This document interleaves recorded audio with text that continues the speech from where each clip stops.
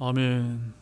자, 오늘 제가 전해드릴 히브리서 강의 이제 5번째 시간의 말씀 제목은 우리가 이렇게 큰 구원을 소홀히 여기며 이런 제목을 가지고 하나님의 말씀을 전하고자 합니다.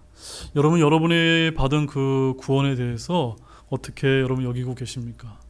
혹여 소홀히 여기는 그런 분은 단 한 분도 없기를 소망합니다. 자, 오늘은 이제 히브리서 2장입니다. 우리는 1장에서 어떤 말씀을 저희들이 이제 배웠습니까? 하나님께서 이 마지막 날들에 아들을 통해 말씀을 하셨고 그 아들이 천사들보다 훨씬 더 뛰어나신 예수 그리스도라고 하는 그런 점에 대해서 우리가 이제 아주 여러 각도에서 살펴본 말씀을 이제 보았습니다. 이렇게 히브리인들에게 구약 성경 말씀을 들고 예수님을 논증하는 가장 좋은 본보기가 되는 성경이 바로 무엇입니까? 히브리서입니다. 따라서 구약 성경의 증언을 받으시는 예수 그리스도께서 바로 하나님이 낳으신 아들이시며 하나님이시라는 것입니다. 우리는 이 히브리서 말씀을 통해 예수님께서 누구시며 어떤 분이시며 또한 더 깊이 알 수 있는 그런 말씀이라고 생각이 되어집니다. 자, 그런데 오늘 말씀을 통해서는 이렇게 큰 구원이 되시는 예수님을 우리가 어떻게 여기면 안 된다고요? 소홀히 여기면 안 된다고 하는 그런 귀한 진리를 저희들이 이제 살펴보고자 합니다. 특별히 오늘 말씀에서 가장 핵심이 되는 것은 무엇이냐면 3절 말씀에 우리가 이렇게 큰 구원을 소홀히 여기며 라고 되어 있는데, 여기서 우리는 누구를 가리킨 거며 여기서 말하는 큰 구원은 바로 어떤 구원을 말하는 것인지 여러분은 이 두 단어에 주목을 해서 오늘 말씀을 좀 들으셨으면 좋겠습니다. 자, 그럼 본문을 좀 보겠습니다. 1절 말씀 다시 한번 우리 읽어보도록 하겠습니다. 그러므로 우리는 우리가 지금까지 들은 것들에 더 열심히 주의를 기울여만 하리니 이것은 언제라도 그것들이 우리에게서 빠져나가지 못하게 하려 함이라. 자, 여기 1절 말씀에서 우리가 지금까지 들은 것들이란 바로 무엇을 이제 뜻하는 것일까요? 우리가 지금까지 들은 것들. 1차적으로 먼저 무엇을 뜻합니까? 바로 히브리서 1장에서 선포된 말씀을 가리키는 것을 이렇게 보입니다. 하지만 더 넓게 우리가 이제 보게 되면은 구약 성경의 전체 말씀이다 라고 이렇게 이제 우리가 볼 수가 있습니다. 자, 히브리인들은 이방인들과 달리 수천 년 동안 들어온 성경 말씀이 있었습니다. 중요한 것은 우리가 지금까지 들은 것에 어떻게 해야 된다고 말씀하고 있습니까? 더 열심히 주의를 기울이면 그 말씀을 통해서 우리가 누구를 발견할 수 있는지 아십니까? 우리 히브리서 1장 말씀처럼 주 예수 그리스도를, 바로 예수님을 발견할 수 있다는 점을 우리가 알아야 되는 것입니다. 맞습니까, 여러분? 그래서 우리가 모세의 율법, 또한 대언서, 또한 시편 말씀을 보게 되면 그런 말씀들이 예수님을 증언하고 그분에 관해 기록하고 있다는 것을 우리가 알 수가 있습니다. 율법은 성경 이제 갈라디아서 말씀에 의하면 예수님께로 인도하는 감독교사다라고 말씀하고 있고, 성경이 무엇이라고 말하는지 더 열심히 주의를 기울인다면 우리는 그 누구라도 예수님을 그 성경 말씀을 통해서 발견할 수 있다는 것을 알아야만 됩니다. 자, 이것은 우리 주님께서 이제 친히 하신 말씀인데, 요한복음 5장 39절 말씀을 이제 여러분들이 보시게 되면 거기에 이런 말씀이 이제 기록되어 있습니다. 성경 기록들을 탐구하라. 너희가 그것들 안에서 영원한 생명을 얻는 줄로 생각하는데 그것들은 나에 대하여 증언하는 것들이라. 성경 기록들을 탐구하게 되면은 거기서 누구를 발견하게 된다고요? 예수 그리스도, 바로 예수님에 대해서 증언하는 것이라는 것을 발견할 수 있다는 점입니다. 따라서 우리 신약의 그리스도인들이 이 하나님의 말씀을 우리가 어떻게 읽어야만 됩니까? 마치 여러분 이제 우리 전세 계약 같은 거 한번 해보신 적 있습니까? 계약서를 우리가 쓸 때 여러분 어떻게 읽으십니까? 대충 읽으시나요? 아니시죠?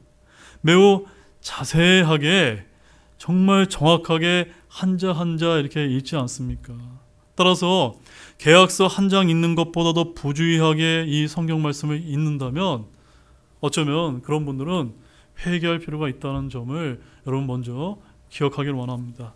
성경은 이미 우리가 들은 말씀에 대해서 더 열심히 주의를 기울여야만 하리라라고 저와 여러분에게 당부를 이제 하고 있는 것입니다. 그런데 이렇게 우리가 지금까지 들은 것들에 대해 더 열심히 주의를 기울여야 하는 그 이유가 무엇입니까? 여기 뭐라고 설명하고 있습니까? 그 이유는 언제라도 그것들이 우리에게서 어떻게 됩니까? 빠져나가지 못하게 하기 위함인 것입니다. 여러분, 우리는 우리가 들은 말씀을 지켜야만 됩니다. 아멘이십니까? 그렇지 않게 되면은 그 말씀을 빼앗겨 버리게 되는데 바로 사탄 마귀가 속히 와서 마음속에 뿌려진 그 말씀을 빼앗아 가버리기 때문입니다. 여러분, 마가복음 4장 15절 말씀 한번 찾아보시죠. 마가복음 4장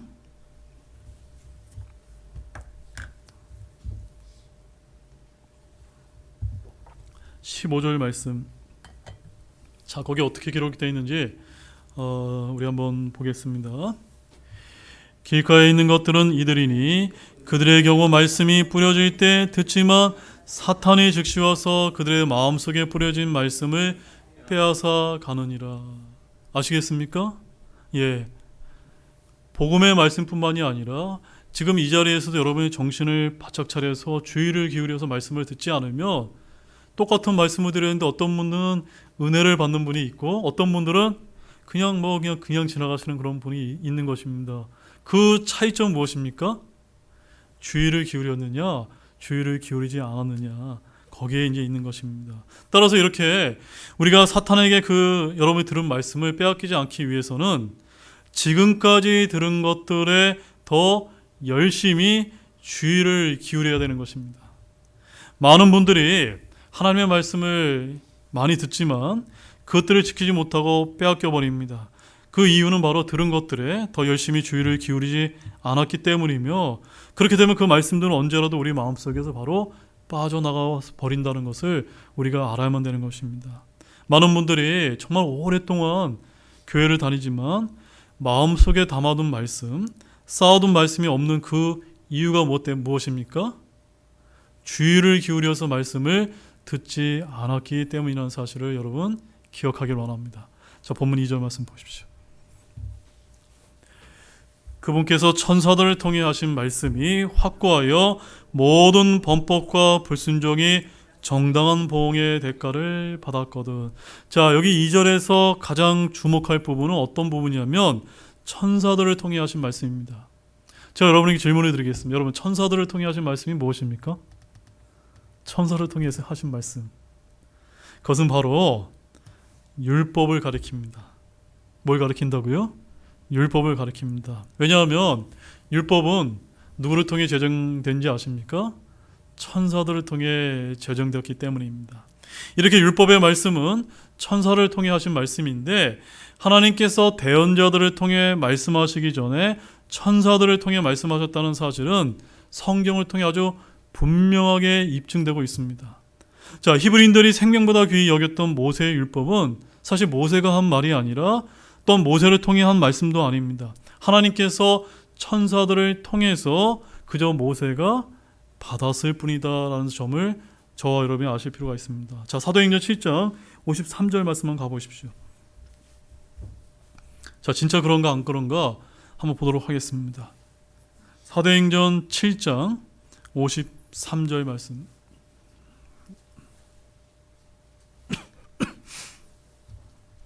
다 찾으셨습니까? 자, 찾으셨으면 우리 같이 읽어보겠습니다.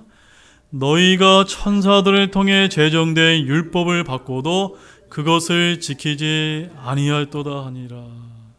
여기 천사들을 통해 무엇이 제정되었다고요? 율법이 제정된, 이거 모세가 제정한 것이 아닙니다.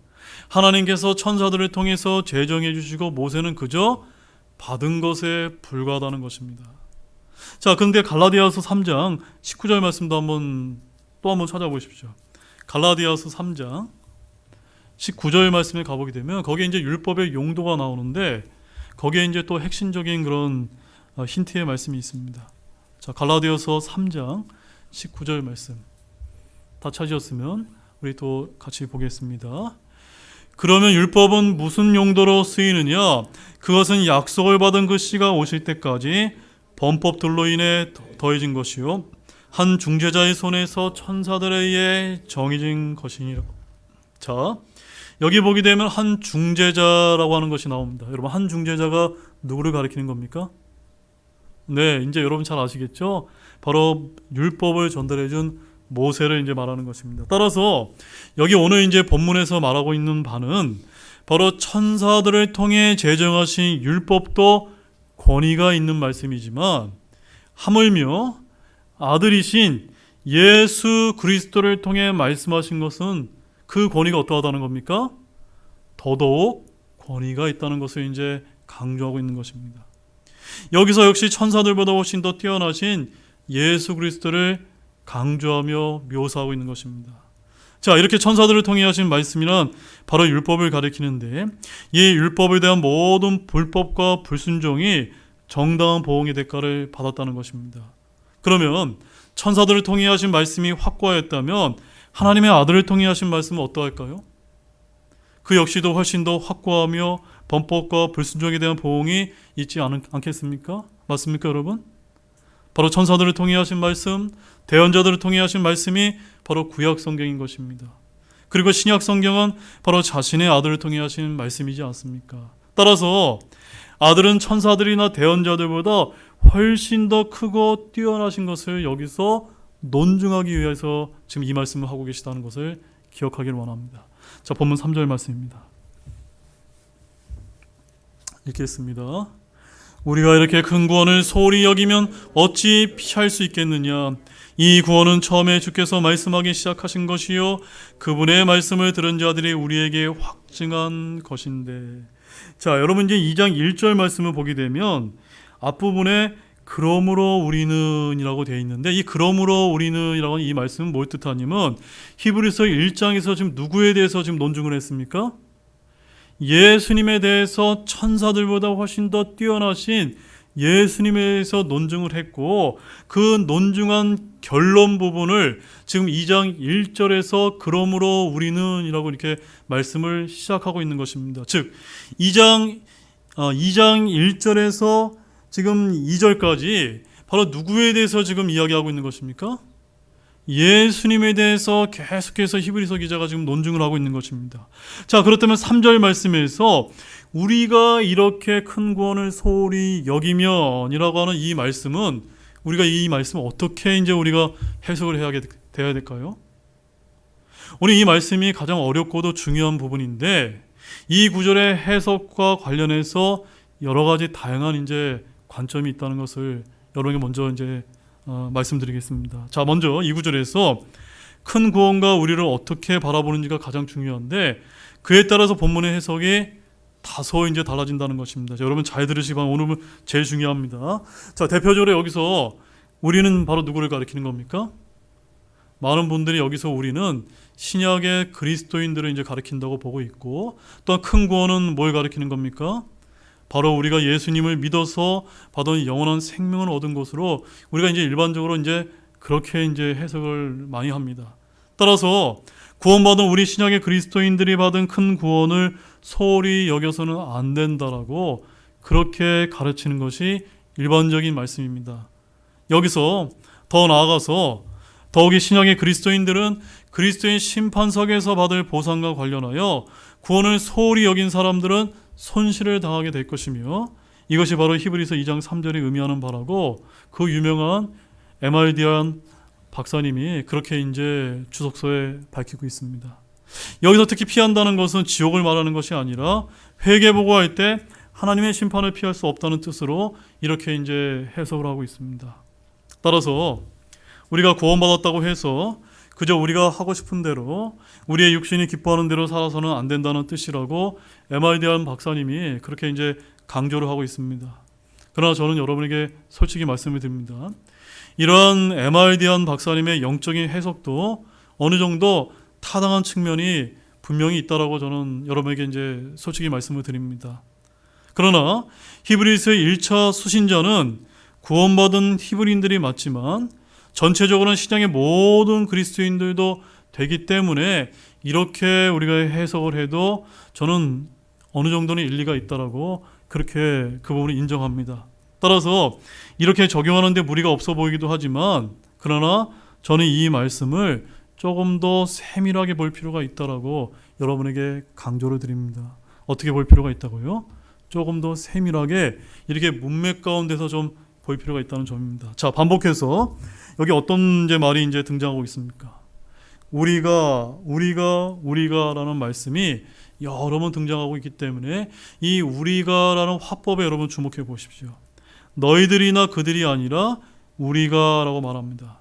많은 분들이 여기서 이 우리가라는 이 말에서 히브리서 기자가 포함되어 있기 때문에 히브리서는 바로 신약의 모든 그리스도인들의 대상으로 쓴 서신이라고 보는데 저는 이것이 본문을 조금 크게 오해한 것이라고 이렇게 이제 보고 있습니다. 왜냐하면 여기서 우리가라는 말은 문맥적으로 볼 때 2절과 연결해서 보게 되면 2절에서 율법을 받은 자들, 율법을 범하거나 불순종했을 때는 정당한 보응의 대가를 받은 자들을 가리킨다고 말하고 있기 때문입니다.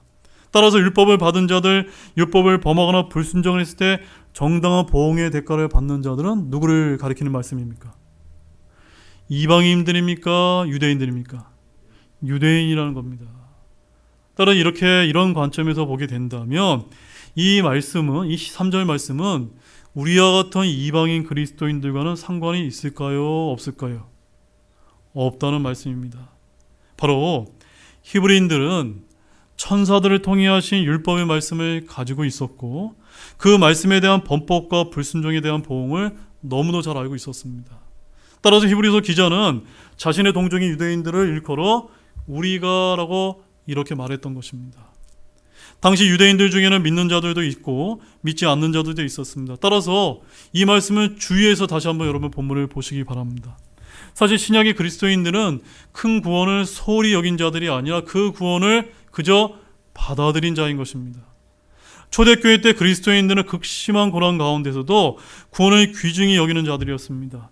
따라서 여기서 우리가라는 말은 바로 신약의 그리스도인들을 지칭하는 것이 아니라 그냥 히브리인들을 지칭하는 일반 화법이다라고 저는 이제 그렇게 보고 있는 것입니다.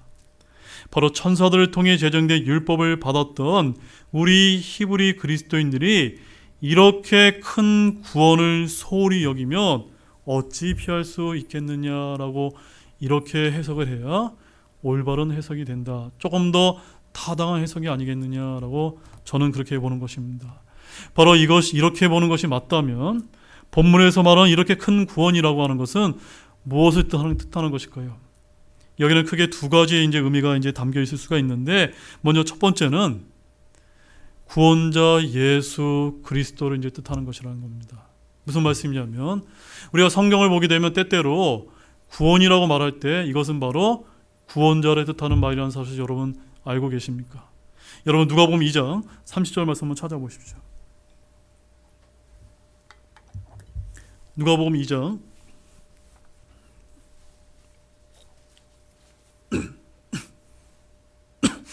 누가복음 2장 30절 말씀입니다. 자, 말씀 한번 같이 읽어보겠습니다. 내 눈이 주의 구원을 보았는데. 자, 여기서 이 구원은 무엇을 가리킬까요? 구원은 구원자를 가리키는 겁니다. 구원자가 누구십니까? 예수님을 가리키는 겁니다. 바로 여기 이 시몬이라고 하는 사람이 성전으로 온 어린 아이였던 예수님을 보고 지금 뭐라고 얘기한 겁니까? 내 눈이 주의 구원을 보았다. 누굴 본 겁니까? 예수님을 보았다. 그리스도를 보았다는 것입니다. 그는 예수님을 지금 뭐라고 표현했습니까? 구원이라고 이제 불렀던 것입니다. 바로 이것은 구원자를 뜻하는 것입니다. 자, 누가복음 3장 6절 말씀 가보십시오. 누가복음 3장 6절 말씀. 자, 함께 읽겠습니다. 모든 육체가 하나님의 구원을 보리라 하였느니라. 자, 여기서도 구원을 보았다 보리라고 말씀은 무엇을 이제 가리키는 겁니까? 구원자 예수 그리스도를 보았다고 하는 그런 이제 뜻이 이제 내포되어 있는 것입니다. 여러분 동의가 되어지십니까? 자, 우리 누가복음 19장 9절 말씀도 보십시오. 누가복음 19장 9절 말씀입니다. 누가복음 19장 9절 말씀.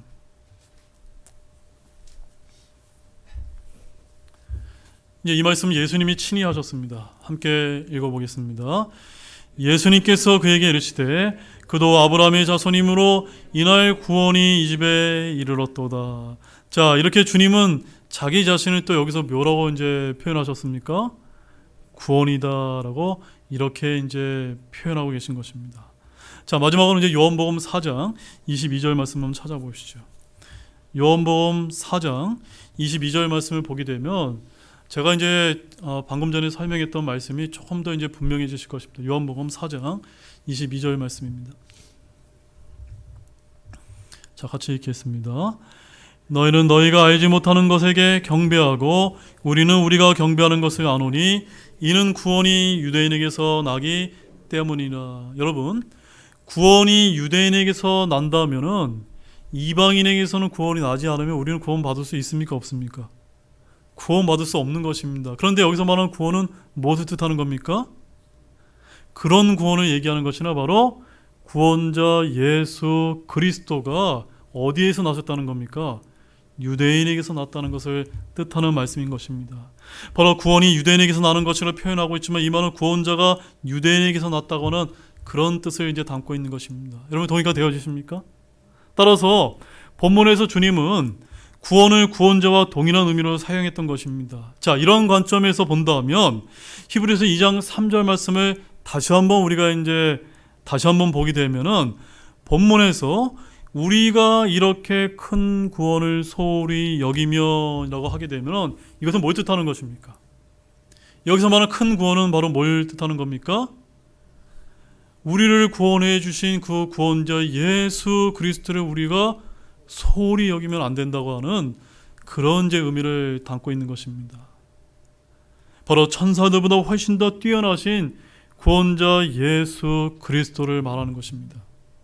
천사들을 통해 하신 말씀도 소홀히 하지 못하는데 구원자의 신분을 소홀히 여긴다면 어찌 우리가 피할 수 있겠느냐라는 그런 뜻이 되는 것입니다. 우리는 결코 피할 수 없는 것입니다. 자, 이것이 이제 첫 번째 의미였다면 두 번째 의미는 뭐냐면 이렇게 큰 구원이란 다음과 같은 이제 의미가 이제 포함될 수 있습니다. 바로 누가복음 1장 69절 말씀에 의하면은 예수님은 구원의 뿔이 되십니다. 또 히브리서 2장 10절 말씀에 예수님은 구원의 대장이 되십니다. 또한 히브리서 5장 9절 말씀에 구원의 예수님은 창시자가 됩니다. 또한 사도행전 13장 26절 말씀에서 복음은 구원의 말씀입니다. 또한 고린도후서 6장 2절 말씀에 지금은 구원의 날입니다. 따라서 히브리서 1장 4절 말씀에 우리 그리스도인들은 모두 구원의 상속자들이다라고 말하고 있지 않습니까? 이런 말씀을 우리가 종합해서 봤을 때 이렇게 큰 구원은 천사들을 통해 하신 말씀이 율법과 비교가 되고 대조가 되고 있지 않습니까? 따라서 천사들을 통해 준 율법을 거역하는 자들에게 합당한 징계와 심판이 임했다면 바로 구원자이신 예수 그리스도, 구원의 창시자, 구원의 대장, 구원의 뿔, 구원의 길이신 예수 그리스도를 통해 선포된 구원의 복음을 저와 여러분이 소홀히 여긴다면 어떻게 될 것인가 한번 생각해 보라고 하는 그런 의미가 포함된 것으로 우리는 이제 이해할 수 있는 것입니다. 다시 3절 말씀을 보십시오. 3절 하반절을 보게 되면 이 구원은 처음에 주께서 말씀하기 시작한 것이요 라는 그런 부분이 있습니다. 이는 엄청난 말씀이지 않을 수가 없습니다. 이 구원은 바로 뭘 뜻하는 겁니까? 이렇게 큰 구원을 뜻하는 것으로 바로 주 예수 그리스도를 말하는 것입니다. 바로 창세기에서부터 주님께서 친히 말씀하기 시작하셨습니다. 창세기 3장 15절에서는 여자의 씨로서, 또한 아브라함의 씨로서, 또한 다윗의 씨로서, 또한 이사야서 7장 14절에서는 처녀가 잉태하여 낳은 아들로서, 또한 시편 2장 7절에서는 하나님께서 낳으신 아들이 모두 주께서 말씀하기 시작한 구원이라고 말씀하고 계신 것입니다. 주님은 구원자를 말씀해 주셨고 그분이 행하신 일들을 말씀해 주셨습니다. 그리스도의 탄생과 고난과 부활은 처음에 주께서 말씀하기 시작하셨던 것입니다. 이렇게 대부분의 우리 주석서나 강의에서 구원을 구원자로 볼 줄 아는 그런 예가 거의 없습니다.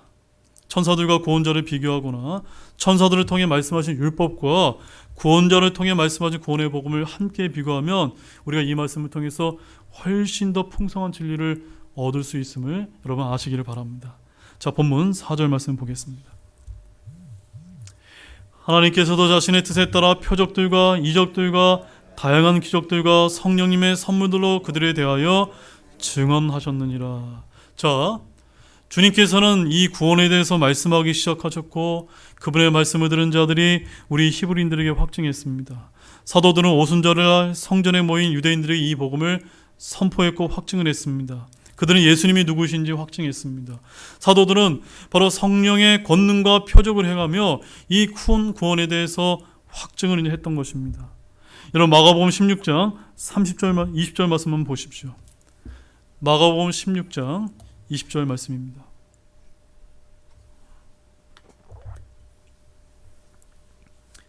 마가복음 16장 20절 맨 마지막 말씀을 보게 되면은 하나님께서 친히 주 예수 그리스도를 여러 가지 표적들로 인해서 증언하고 계셨다고 하는 그런 말씀을 볼 수가 있습니다. 함께 읽어보겠습니다.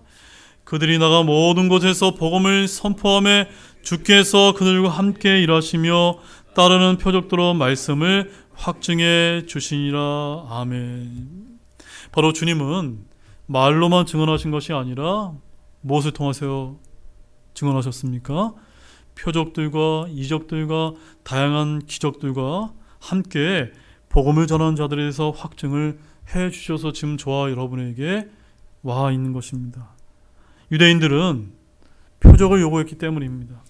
또한 성령이 임한 그날부터 표적과 권능이 모든 사람들 앞에 보였던 것입니다. 이렇게 사도들은 복음을 전할 때 표적을 동반했던 것입니다. 그래서 사도행전 2장 43절 말씀에 가보게 되면 거기 이런 말씀이 기록되어 있습니다. 모든 혼위에 두려움이 닥치고 사도들을 통해 많은 이적들과 표적들이 이루어지매라고 말하고 있는 것입니다. 바로 사도들을 통해라는 말씀을 주목을 해보게 되면 오늘날 은사주의자들이 사도들을 통해라는 말을 빼버리고 누구나 이적들과 표적들을 행하는 것으로 이렇게 주장할 때가 많이 있습니다. 이것은 큰 오류라는 것을 여러분 아시기 바랍니다. 백성 가운데 많은 표적들과 이적들이 일어나는데 누구를 통해 행하셨던 것입니까? 사도들을 통했던 것입니다. 따라서 오늘날 믿는 자들이 누구나 표적들과 이적들을 행하는 것이 아님을 아시길 바랍니다. 주님께서는 당시에 사도들과 함께 일하시며 따르는 표적도로 말씀을 확증해 주셨던 것입니다. 주님을 흉내내고 사도들 행세를 하는 거짓 사역자들이 방언과 신유와 축사와 예언과 통역 등의 다양한 일들을 하는 것처럼 광고를 하지만 오늘 이런 것들은 모두 다 거짓이라는 것을 여러분 기억하시면서 그들은 사도들이 아니라는 사실을 잊지 마시기를 바랍니다. 우리 고린도후서 12장 12절 말씀도 보십시오. 고린도후서 12장 12절 말씀입니다.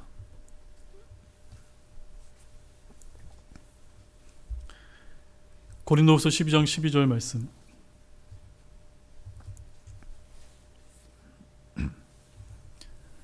함께 읽겠습니다. 진실로 내가 너희 가운데서 모든 인내와 표적들과 이적들과 강력한 행위들로 사도의 표적들을 행하였느니라. 여기서도 사도의 표적에 여러분 주목하십시오.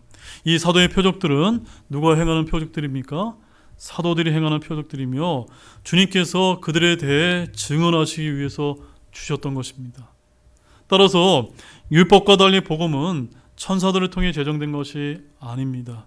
주께서 처음부터 말씀하신 것이며 사도들을 통해 우리에게 주셨습니다. 또한 주님은 표적들과 이적들과 다양한 기적들과 성령의 선물들로 사도들에 대해서 증언해 주셨던 것입니다. 이는 왜 이렇게 하셨을까요? 바로 아무도 큰 구원을 소홀히 여기지 못하게 하기 위해서 이렇게 주셨던 것입니다. 따라서 본문을 잘 보십시오. 천사들을 통해 주신 말씀, 즉 그 율법을 소홀히 여겨도 무엇을 받습니까? 보응을 받습니다. 또한 주님은 말씀을 두려워라고 하십니다. 말씀을 소홀히 여기는 것의 반대가 그 말씀을 두려워하는 것인데 율법을 범하고 범죄한 자들에 대해 보응과 심판을 말하면서 곧바로 우리가 이렇게 큰 권을 소홀히 여기면 어찌 피할 수 있겠느냐라고 말하는 것을 잊지 말아야 되는 것입니다. 어찌 피할 수 있겠느냐고 하는 이 말씀은 구원을 소홀히 여긴 자들에게 임하는 심판은 율법을 어기는 것보다 훨씬 더 크다는 것을 강조하고 있는 것입니다. 이제 결론의 말씀을 드리겠습니다. 오늘 말씀을 통해서 바로 이 본문 말씀은 우리 같은 신약의 그리스도인들을 대상으로 하는 말이라기보다는 바로 예수 그리스도를 온전히 믿지 않았던 히브리인들을 대상으로 했던 그림을 우리가 분명하게 볼 수 있었던 그런 대목이었다는 점입니다. 동일한 구절을 보는 시각에 따라 너무나 달리 해석될 수 있는 것이 바로 성경이라는 것을 기억하시면서 저와 여러분들이 이렇게 늘 두렵고 떨리는 마음으로 본문 말씀을 문맥 가운데 훨씬 더 우리가 정확하게 볼 수 있는 그런 영적인 안목이 열리게 해달라고 늘 기도하고 간구할 수 있는 우리 모두가 되기를 진실로 소망합니다. 바로 주님께서 우리와 늘 함께 하시며 진리의 영께서 우리를 진리 가운데 이끌어 주시도록 기도할 수 있는 우리 모두가 되기를 주님의 이름으로 축원합니다. 기도와 마치겠습니다.